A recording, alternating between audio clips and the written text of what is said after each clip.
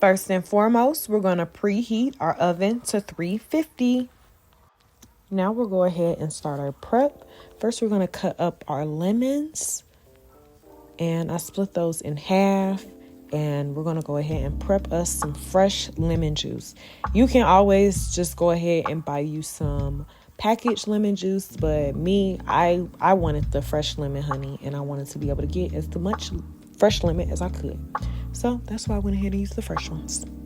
Once I cut the lemons in half, I grabbed my tablespoon and tried to squeeze out 6 tablespoons of lemon juice.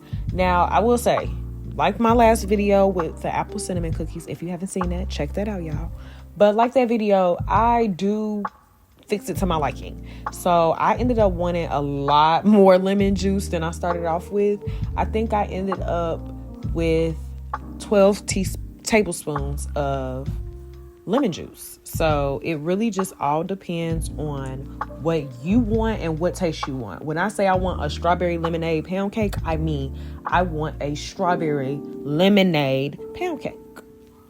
Now we are going to cut the strawberries into small pieces. I've already cleaned my strawberries, so don't start, y'all. I've already cleaned them.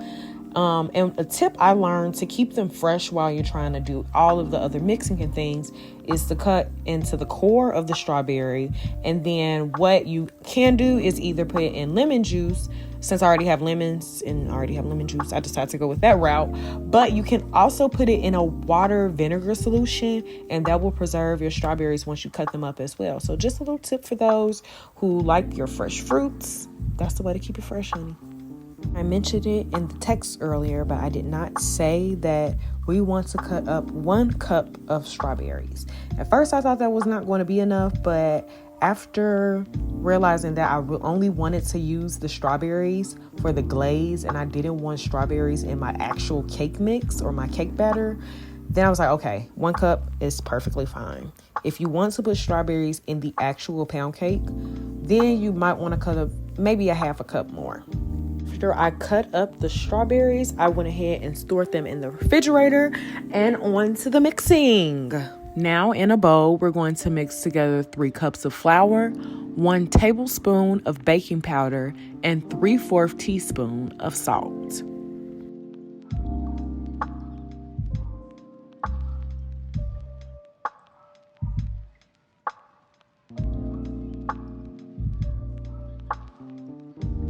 Next, we are going to cream together 1 cup of butter, a half a cup of coconut oil, which was my choice, and lastly, 3 cups of sugar.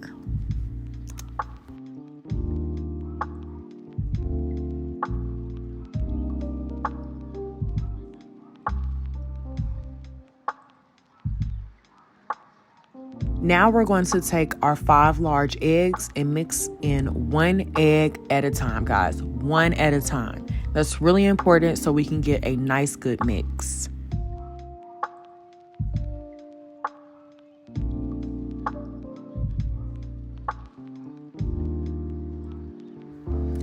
After we mix in the egg, we're going to alternate between adding the flour mix and milk in 3 parts.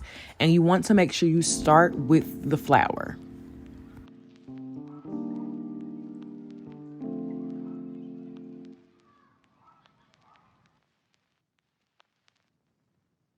By the time you're done, you should see a nice consistency like that in the video. Last but not least, we're going to mix in our 6 tablespoons of lemon juice. I said tablespoons because, listen, I definitely didn't do teaspoons, okay? I was going for that strong lemon taste.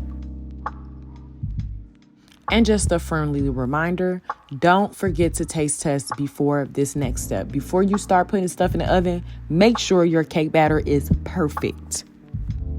You're going to go ahead and spray your pan with non-stick cooking spray.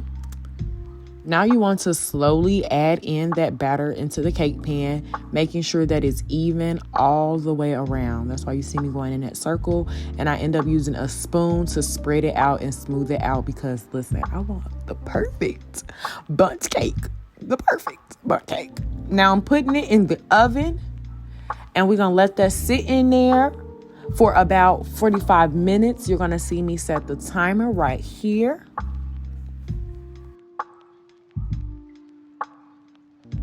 And voila, here is the final result of the strawberry lemonade pound cake. I didn't take it out the oven myself, so I couldn't show y'all how I made the topping or anything like that. But it turned out pretty good. It was ate the fuck up within a week, y'all. And here's a picture so y'all can see the inside. Make sure you subscribe. Bye-bye.